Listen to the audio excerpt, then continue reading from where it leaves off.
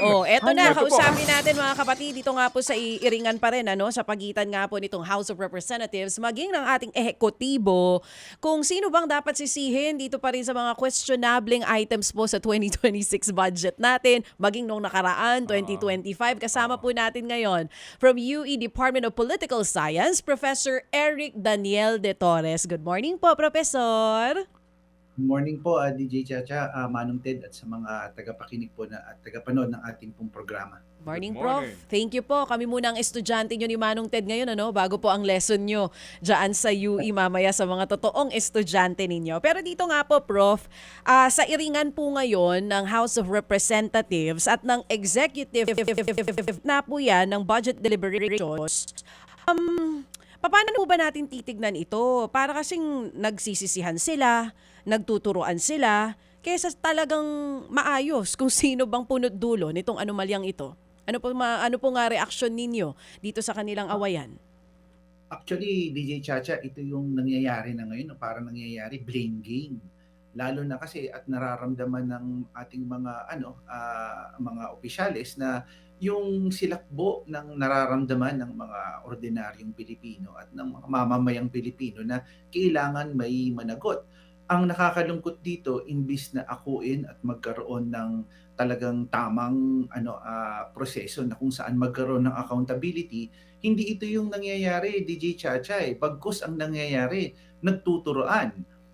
Makikita natin dito na hindi rin ako ang basa ko dito yun din bang pagsabi ng pag-divert ng mga ilang mambabatas ng sinasabi, teka, nandirito sa Malacanang ang problema ay diversionary tactic din ng House of Representatives, na kung saan hindi talaga sa kanila pero ang pinipinpoint ay ang ehekutibo o ang agency mismo. So medyo kailangan maging critical tayo dito pero ang kabiat diyan, medyo magkakaroon din tayo ng appreciation din sa mga mambabatas natin na dahil kung hindi din sa ilan nating mga mambabatas na nagsiwalat nito na kung saan all the while akala natin na ang pinaka punot dulo nito nagmumula lamang sa insertion. Merong lumalabas na diskurso at usapin ngayon na kung saan mismong sa ehekutibo pa lang na nagsisimula ay meron ng ganitong klaseng gawain. Okay. So, sinasabi nyo nga po, nagsimula na yung turuan, yung sisihan. Pero para sa inyo, Prof, sino nga ba dapat talaga ang sisihin ng taong bayan kung bakit ganito po yung budget natin? Ako po, kung ako yung tatanungin, ang accountability po talaga ay nasa parehong branches ng government. Ang una po kasi sa lahat dito, tingin ko, DJ Chacha, hindi kasi nasusolve yung kumbaga hindi na-address yung elephant in the room. Kung sasabihin natin, ang dami pong lumalabas ngayon na magkaroon daw tayo ng independent commission. Alam Mm. niyo po, kung ako tatanungin, okay po siya, pero hindi ho naa-address, DJ Chacha, yung pinakasimpleng problema ng mekanismo dito. Unang-una, na kaya naman po nilang gawin.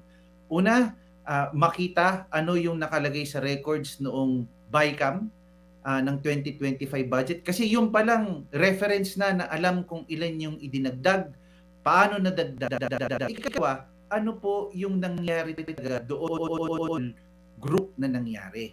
So, kailangan po mapanagot natin, maipatawag natin kung sino po yung mga taong at right there and then, makikita po natin ang talagang punot dulo at sino yung talagang persons or individuals accountable po dito sa lahat ng nangyayari pong ito. Okay. Nabanggit niyo po, small group, dapat sabihin na nila mismo. So, tama po ba yung pagkakaintindi ko? Ang middle ground for executive and House of Representatives para mag-meet sila ay it's either pareho nilang sabihin kung sino yung mga members nitong small group na ito. Ganun po ba iyon, Professor? Opo, at maganda po dito ay ipatawag ang small group na ito, magkano yung in-insert, magkano yung mga nadagdag na mga items, saan idinagdag yung mga items. Doon pa lang for purposes of transparency, DJ Chacha, makikita na natin at baka humupa yung inis at galit ng taong bayan sa mga taong ito, at Mm. lalo na kung gusto nilang sincero sila at talagang seryoso sila na sinasabi nilang we don't tolerate corruption, ang daming mga pahayag na ganito, simulan natin do'n sa pinaka-basic na 'yon. Ilabas yung dokumento, ipakita sa publiko at tanungin itong mga taong 'to. Naniniwala naman tayo na sa bansa pa rin din natin, bagamat maraming kritisismo ay alam niyo 'yun, ano pa rin din, na umiiral pa rin din naman yung rule of law. Maaaring Mm. long road ahead of us, pero sibilisado naman tayo at naniniwala naman tayo sa tamang proseso at dun sa due process natin na tinatawag, DJ Chacha. Okay, sige. But Professor, just to remind you again ha, na yung BICAM walang record ha. Wala silang minutes, no? Yan ang lagi sinasabi ng ating sila Senator Ping. Lahat, no? Na naging bahagi na rin itong BICAM na ito. Wala itong records, wala itong minutes. Depende na lang kung may aamin, di ba? At may magsasabi na sila ang may gawa nito o magngunguso na itong mga taong ito ang may gawa at sa isang open public hearing, Professor, no? Yun lang yun, para Manong lang Ted, go ahead. Manong Ted, idagdag ko lang, no? Yan din po isa nating sinasabi. Moving forward, ito hong 2026 budget at nagde-deliberate na po. Una ho nang tanungin ho nila diyan, i-challenge ang hindi ho na pag-uusapan sa diskurso. Walang humahamon na ano ang legalidad muna ng insertion. Unang tingin kong mahalaga po yun. Ikalawa, moving forward, gaano gagawin, anong mekanismo na ide-demand ng taong bayan na maging transparent yung BICAM.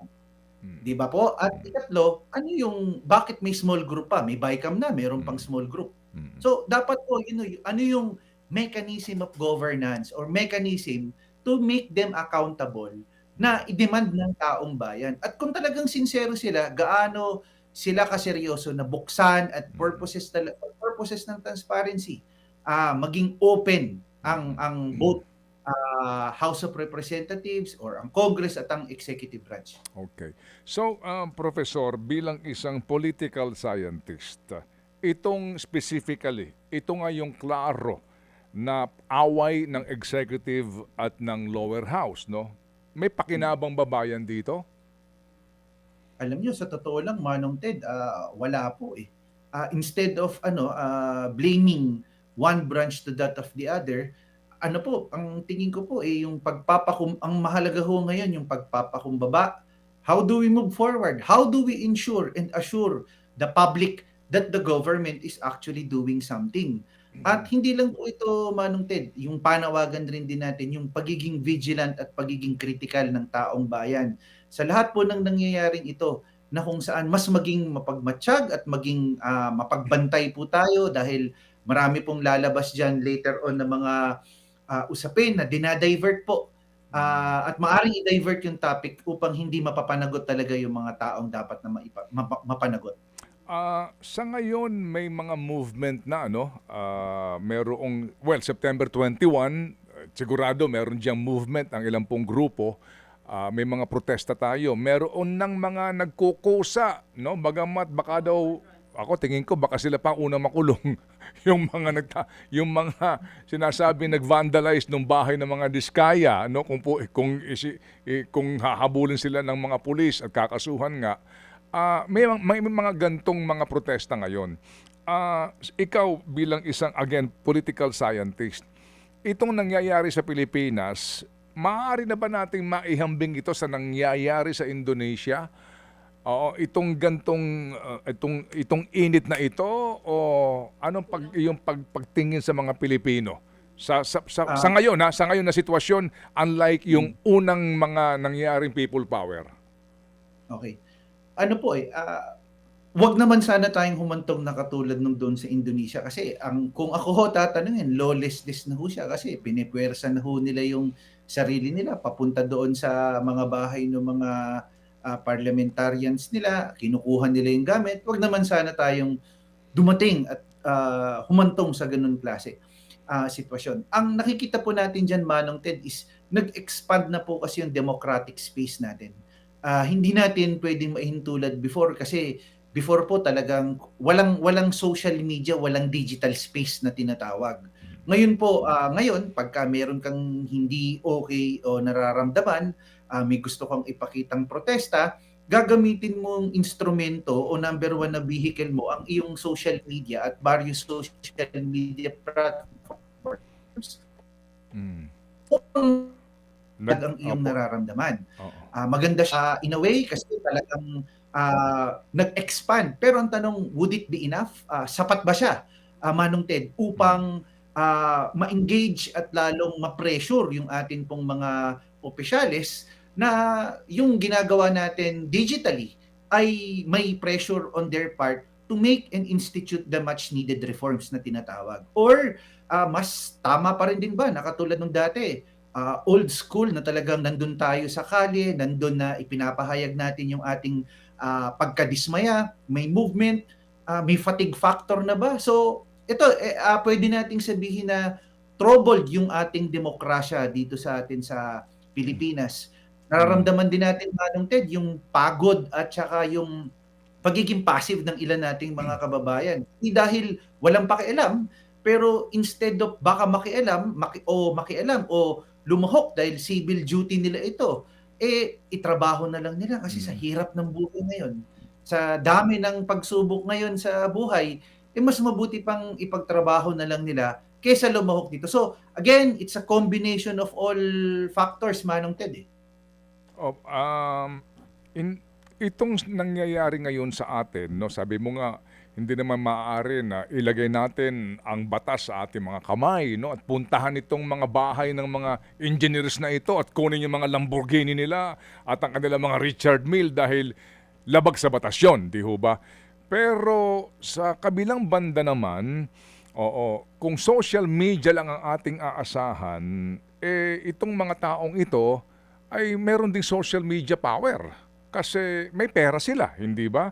Na maaaring pabanguhin din eventually ang kanilang mga pangalan o anuman pong kanilang maging mga disinformation campaign. So in the end, sa social media, maaari bang magkaroon ng change sa social media lamang? O sabi mo nga, pwede tayong pumunta doon sa old school na magpasakalye tayo na hindi mangyayari kasi nga, watak-watak ang bayan. May DDS, may sinasabing pulahan, may pink, may yellow, oo, at mayroong nasa kanan. Kaya dahil dito sa pangyayaring ito, na watak-watak tayo, itong mga magnanakaw, haya-hayang buhay kasi nga alam nila na nungka makabuo tayo ng solid na people power. Tama po, Manong Ted, yun ho yung pinakamalaking hamon sa atin kasi tila baga walang unifying factor na nagbibigkis dun sa society natin. Masyadong fragmented tayo. Maaari, baka din po nakikita natin itong kondisyon o sitwasyon natin dito ngayon goes beyond an icon or somebody na pwede nating maging ehemplo na magbibigkis sa ating lahat. Pero tingin ko itong sitwasyon na to, Manong Ted, is napakaseryoso na kung saan it crosscuts basically whatever support, kung whatever group, anuman leadership, kung sinusuportahan, anumang spectrum ka, kasi it involves the lives of the people.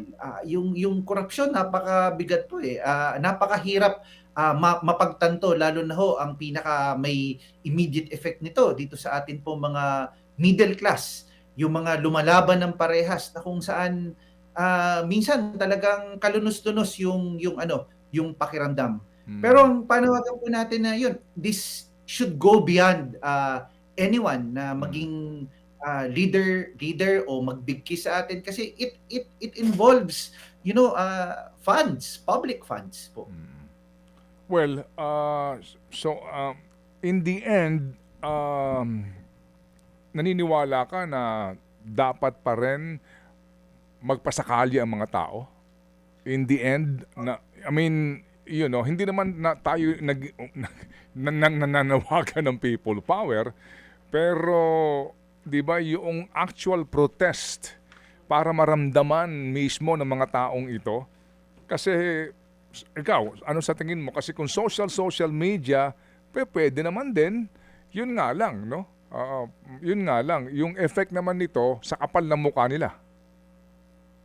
Tama po. Kung ako po tatanungin sa aking sariling Mm. pagtingin, Manong Ted, 'no, mahalaga po at iba pa rin din na nakikitang pisikal ang taong bayan na talagang pagod na, nahihirapan na, gusto nating maging maunlad din kahit papaano yung ating kabuhayan. Iba pa rin din po talaga na tingin ko, lalo na po nung kapanahunan po namin, nung medyo bata-bata pa po tayo, na kapagka meron po tayong sentimiento o hindi magandang nararamdaman na protesta na labanan ng mali, ay nandun po sa kalye. Kasi po, ito po ay ang pisikal na manifestasyon na pagpapakita ng hindi natin gustong baguhin ang buong sistema, pero isaayos lamang, at ito po ay parte ng isang demokratikong proseso. At meron naman pong tamang proseso at mapayapang paraan na hindi naman kinakailangan humantong sa isang violenteng pamamaraan.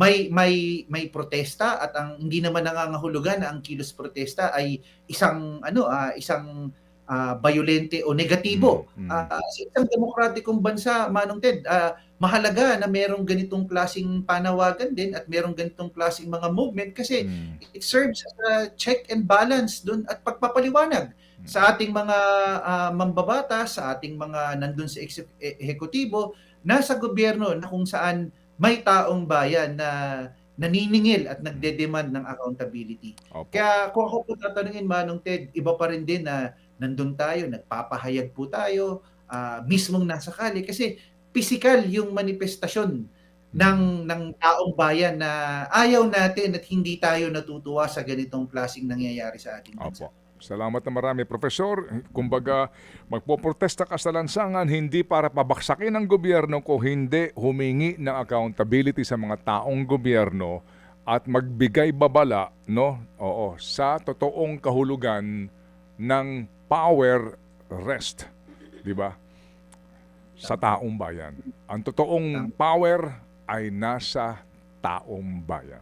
Salamat, Profesor, sa inyong panahon. Sa ulitin po. Thank you po. Salamat na marami, Profesor Eric Daniel De Torres ng UE Political Science. Mga kapatid, brothers and sisters, saan ka pa? Dito na tayo sa totoo.